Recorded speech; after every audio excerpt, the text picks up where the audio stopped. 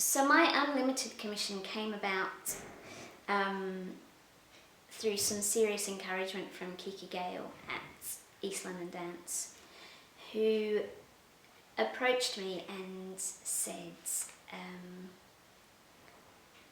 as I would be aware, these commissions were coming out and it would be wrong for me not to apply. I was flattered that she had approached me, and I was also flattered that East London Dance were prepared to be the presenting partner for the project that I was going to be associated with.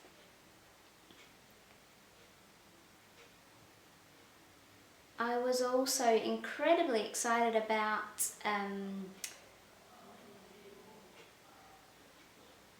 the significant amount of money that was attached to them, and for me, realistically, what it did was it allowed me to be unlimited in my thinking. And the commissions were all about being ambitious. So I almost made myself a list of all the things that I'd never done and thought, I may as well try it. This is about ambition. It's exactly what this project's about. Why not? So on my list was making a piece that was outdoor, making a piece that involved water, making a piece that involved aerial, all of which were relevant to the piece that I was making.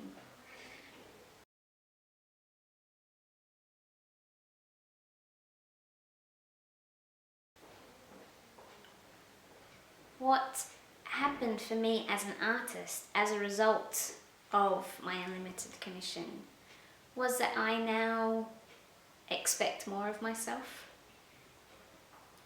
I now have much greater aspirations. I now have no hesitation applying for larger amounts of money, and I feel now that I and my work have a worth that I've never felt it's had before.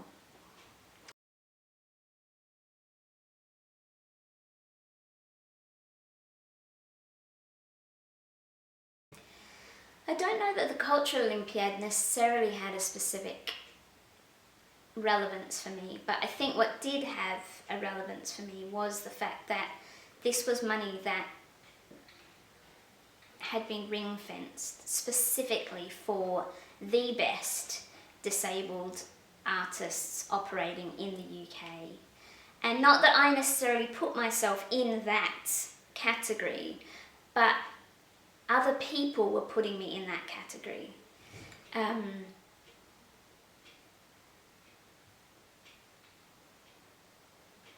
Yeah, it was exciting to think that it was part of a bigger thing, but I think it was the fact that it was specifically allocated money and it was ring-fenced specifically for, and I suppose there was a bit of me that thought, maybe I'll be in with a chance.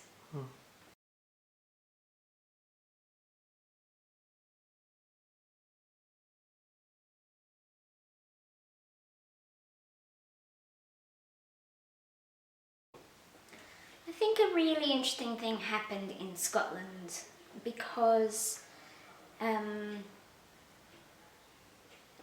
basically there were 4 Scottish artists awarded with Unlimited commissions, and we all know each other. And Mark Brew and I sat together and wrote our Unlimited commission applications in the same room and kind of had conversations about them. And Claire Cunningham and I had conversations about what our Unlimited commissions might look like.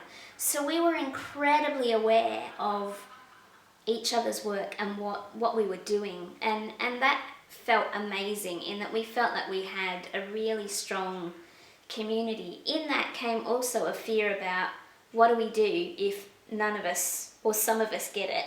Luckily for us, all of us got them, which was brilliant. But when it really, my huge awareness of the Unlimited commissions came about was during the Unlimited Festival at South Bank, when we were all in the same building and all the work came together and culminated, and it was all amazing. And it was exciting to really see that they had achieved what they had aimed to, in that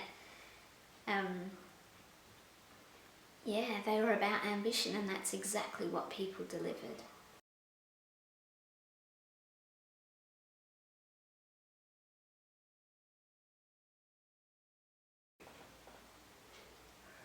I think the impact has been really significant generally. I think there is still a frustration in me that not enough people saw the work from the industry.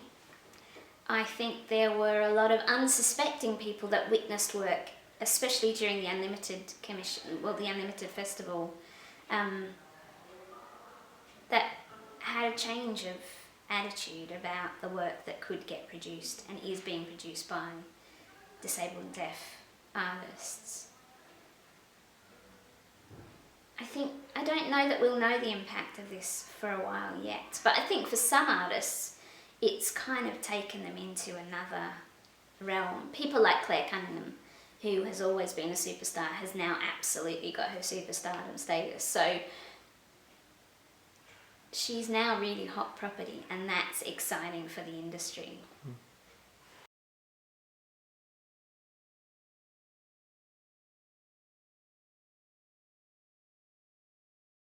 I think what the Unlimited Commissions did was it proved for deaf and disabled artists that they can do it, that there are organisations out there that want to partner them.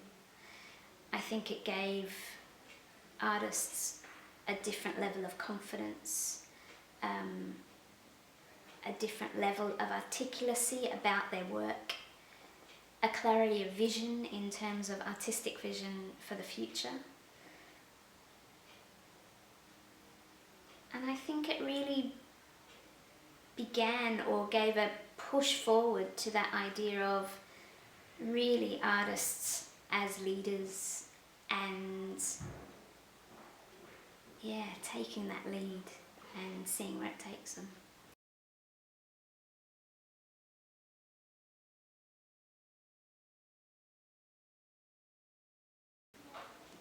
For disabled artists to succeed, it's not about staying isolated. It's about absolutely becoming embedded, and it's about influencing, and it's about remembering the voice, and it's about, the most important thing is remembering they're an artist, that there is an artistic vision and there is an artistic ambition, and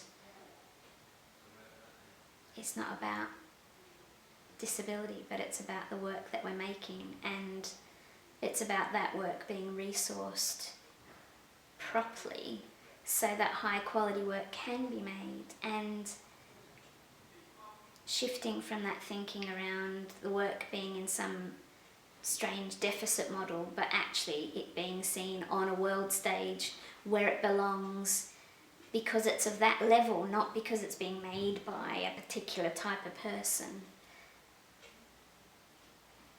but that it's good.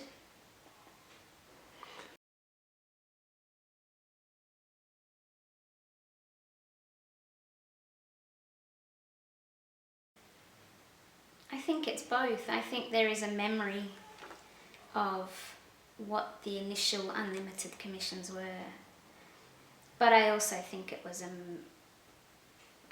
huge learning curve. I think it is a stepping stone. It definitely feels like a stepping stone for me, or maybe it feels more like a launch pad. I don't think I can go back now. I feel like there is an expectation for me only to move forward. There is no option to sit back on my laurels. I have to go onwards and upwards. But that doesn't mean having to go into massive extravaganza. It just means having a different depth to my work that might not have been there before. And I only would have found that through the learning that I got through making Leaving Limbo Landing, because I learnt so much.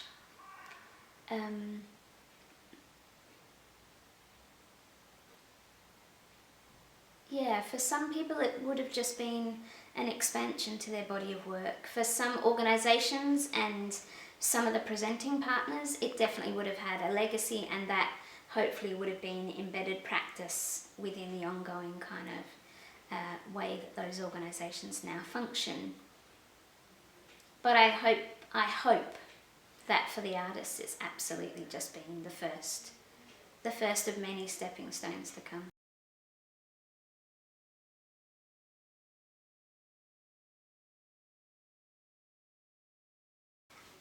I think, I suppose my question, and I don't know whether anyone in the room is going to be able to answer it, but I suppose one of my questions is about, do we need to wait for another Olympic Games to come around for more commissions of this type to happen again?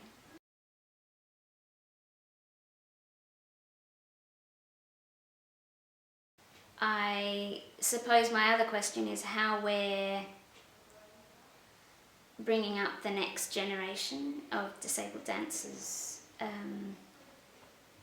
disabled choreographers, disabled performers, and how do we make the most of the skills that are existing?